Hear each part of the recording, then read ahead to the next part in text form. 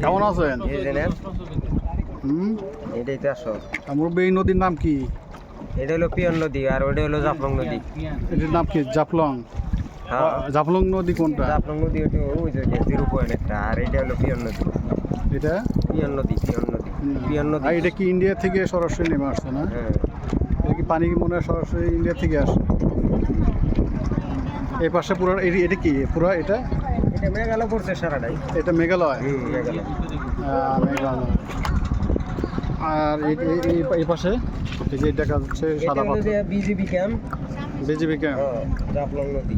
আর এটা হলো এটা জাফলং নদী এই পাশে। হ্যাঁ, আর নদীর স্রোত আছে তো অনেক।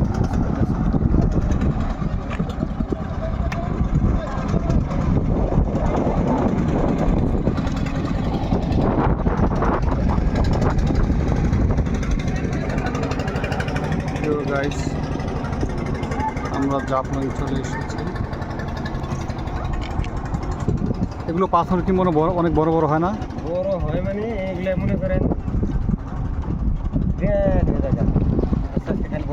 আচ্ছা বড় হয়ে গেছে পাথর। এগুলো কি বাংলাদেশ নিয়ে যায় নাকি এই পাশে? হ্যাঁ, এটা সারাই বাংলাদেশে পড়ছে, ইন্ডিয়া থেকে গেছে পাথর।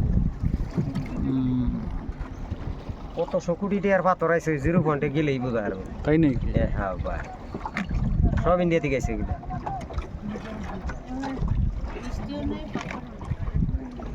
এই পাথরগুলো তো ইন্ডিয়া থেকে আইছে। আবার আমাদের দেখেন ইন্ডিয়া থেকে ওই যে ইলসির পাথরগুলো না, ওগুলো ইন্ডিয়া থেকে মনে করেন গাড়ি দিয়ে ইনপুটে বাংলাদেশে নামতাছে।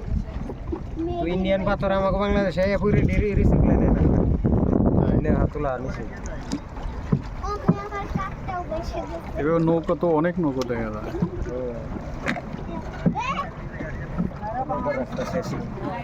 এত স্রোতের মধ্যে একবার পড়লেই শেষ না?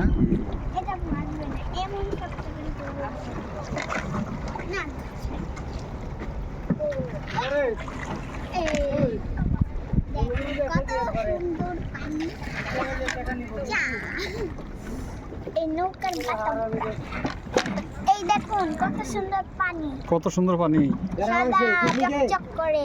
সাদা চকচক করে পানি বাহ। এই ঢেল দিয়ে দিলাম। অনেক সুন্দর অনেক। কি হয়েছে? এমনি করেই আমাদের ইয়া দেয় নাই? চলে।